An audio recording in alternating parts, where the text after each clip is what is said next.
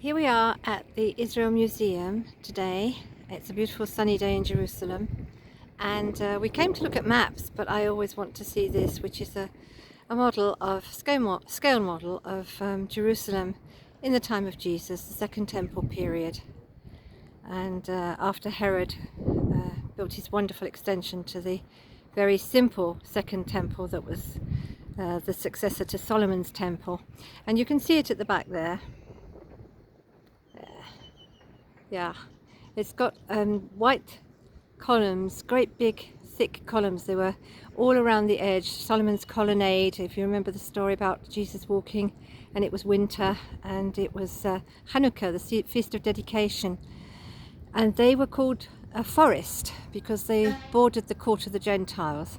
And in the middle you have the building of the temple, which was the Holy of Holies, but the first place that you went into was the Court of the Women. And so have a little look at the extent of how they see Jerusalem. Close by to us here, near the outer wall, you can see some towers, and these would have been part of Herod's palace originally, and later they were taken over by the Romans as their headquarters, and that would have been where Pontius Pilate did his judging of Jesus. And from there he was led out to Calvary, wherever that might have been.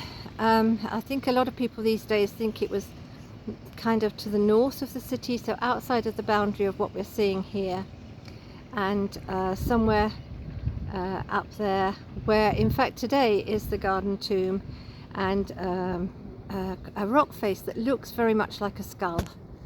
And so what else is there to say? The upper room, I think, was probably in this area down here,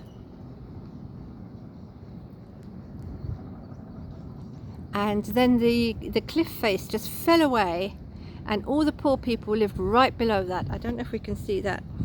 Whoa! I nearly fell down.